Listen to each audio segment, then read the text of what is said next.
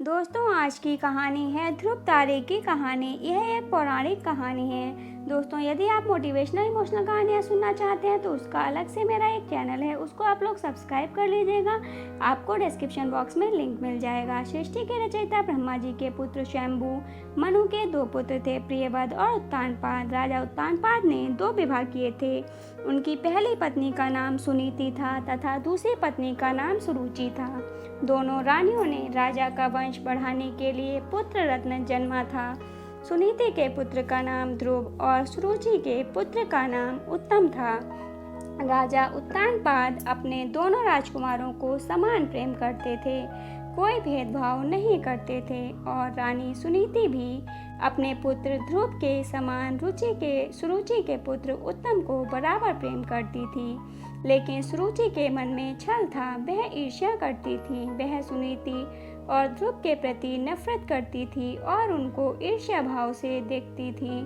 एक दिन जब राजा अपने पुत्र उत्तम को अपनी गोद में बिठाकर खिला रहे थे, प्रेम भाव दिखा रहे थे, दुलार कर रहे थे, तभी सुनीति का पुत्र ध्रुव वहां आ जाता है। वह भी अपने पिता की गोद में बैठने के लिए आतुर हो उठता है। तभी राजा उत्तानपाद ने उसे भी अपनी गोद में उठा लिया और प्यार दुलार करने लगे। तभी वहां सुरुचि भी आ जाती है। वह उत्तानपाद की गोदी में सुनीति के पुत्र ध्रुव को देखती है तो वह चिढ़ जाती है और ध्रुव को उत्तानपाद की गोद से खींचकर उतार देती है। बाद में अपने कटु वचनों से उसे आहत करती है। उसके कटु वचन इस प्रकार थे, इसके पिता की गोद और राज्य सिंहासन पर सिर्फ इसका ही अधिकार है। अर्थात उसके कहने का तात्पर्य यह था कि राज्य का सिंहासन सिर्फ उसके पुत्र उत्तम के लिए है। बालक ध्रुव सुरुचि के कटु वचनों से निराश और दुखी हो गया और वह भागते हुए अपनी माँ सुनीति के पास गया और रोते हुए उसने सारी बात बताई। सुनीति ने उसे समझाया और कहा, पुत्र दुखी मत हो, ना ही उस इंसान के बारे में अमंगल होने की सोचो जिसने तुम्हें अपमानित किया है और लज्जित किया है। कोई अजर नहीं है, कोई अमर नहीं है, सबको अपना दुख इसी पृथ्वी पर भोगना पड़ता है और बस भोगना ही पड़ता है। तुम निराश ना हो, तुम ईश्वर का ध्यान करो, भगवान विष्णु की आराधना करो। वह सृष्टि के रचयिता हैं, जग ज्ञाता हैं, उनकी आराधना करने से मोक्ष की प्राप्ति होती है। वह तुम्हारे दुख को दूर कर देंगे, इसलिए उनकी आराधना करो, उन पर विश्वास रखो। माता की बात सुनकर बालक ध्रुव में भगवान विष्णु के लिए भक्ति का भाव जागृत हो उठा। उसी समय ही ध्रुव अपना गृह का त्याग करके वन की ओर चल दिया। वन की ओर चलते समय बीच रास्ते में उनका मिलन देवर्षि नारद से हुआ। देवर्षि नारद जी ने ध्रुव को विष्णु भगवान की आराधना करने की विधि के बारे में विस्तार से अवगत करवाया। उस विधि का पालन करते हुए ध्रुव ने यमुना नदी में स्नान किया और विधि के अनुसार अन्न जल त्याग कर पैर के अंगूठे के बल पर खड़े होकर भगवान विष्णु की आराधना में लीन हो गया। उसके मंत्रों की आवाज़ तीनों लोकों में गूंज उठी। उसके पैर के अंगूठे से धरती दबने लगी। इतनी कठोर तपस्या देखकर भगवान विष्णु उसके समक्ष प्रकट हुए। ध्रुव की तपस्या को देखकर भगवान विष्णु ने कहा, वत्स, मैं तुम्हारी तपस्या से प्रसन्न हूँ, बोलो क्या वरदान चाहिए। ध्रुव बालक कहने लगा, भगवान, माता सुरुचि ने मुझे अपमानित करके पिता की गोद से उतार दिया।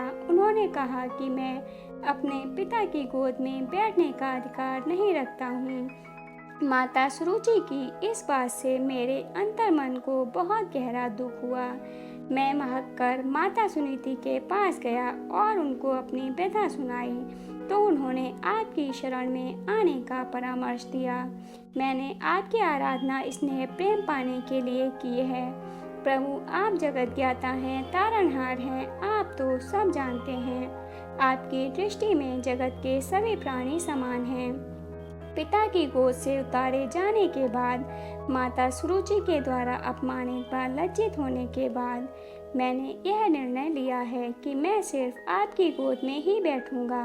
बालक ध्रुव भावपूर्ण होकर बोला, प्रभु, आप आप अपनी गोद में मुझे ऐसा स्थान दें जहाँ से मुझे कोई कभी न उतार सके।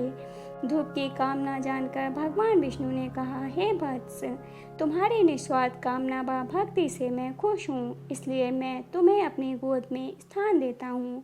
यह ब्रह्मांड मेरा अंश है और आकाश मेरी गोद। तुम मेरी गोद आकाश में ध्रुव तारे के रूप में स्थापित होगे। तुम्हारे प्रकाश से पूरा ब्रह्मांड जगमगाएगा। तुम्हारा स्थान सप्त ऋषियों से भी ऊपर होगा। तुम्हारी परिक्रमा करेंगे। जब तक ब्रह्मांड है तुम्हारा स्थान निश्चित है। तुम्हारे स्थान से तुम्हें कोई गिरा नहीं पाएगा। किंतु अभी तुम्हारी जरूरत तुम्हारे राज्य को है, तो तुम अभी जाकर अपना राज्य संभालो। इसलिए अभी तुम घर जाओ। 36,000 वर्ष तक पृथ्वी पर राज कर तुम मेरी गोद में आओगे। इसके पश्चात भगवान विष्णु अंतर ध्यान हो गए और ध्रुव घर वापस आ गया। कुछ वर्षों के बाद राजा उत्तानपाद अपना सारा राजपाट अपने पुत्र ध्रुव को देकर वन चले गए। भगवान विष्णु के वरदान के अनुसार 36,000 वर्षों बाद ध्रुव आकाश में एक चमकदार ध्रुव तारे के रूप में हमेशा के लिए अमर हो गया। फ्रेंड्स, ये थी बालक ध्रुव की ध्रुव तारा बनने की पौराणिक कहानी। दोस्तों, आपको कहानी कैसी लगी कमेंट बॉक्स में ज़रूर बताइएगा। अगर कहानी अच्छी लगी हो तो लाइक एंड शेयर कीजिएगा और ऐसी ही अच्छी कहानियाँ एवं कथाओं को सुनने के लिए चैनल को सब्सक्राइब कर लीजिएगा। कहानी को पूरा सुनने के लिए धन्यवाद दोस्तों, आप किस तरह की कहानियाँ सुनना पसंद करते हैं हमें कमेंट बॉक्स में कमेंट करके ज़रूर बताइएगा। हम आपकी इच्छा अनुसार कहानियाँ लाने की पूरी कोशिश करेंगे। धन्यवाद दोस्तों।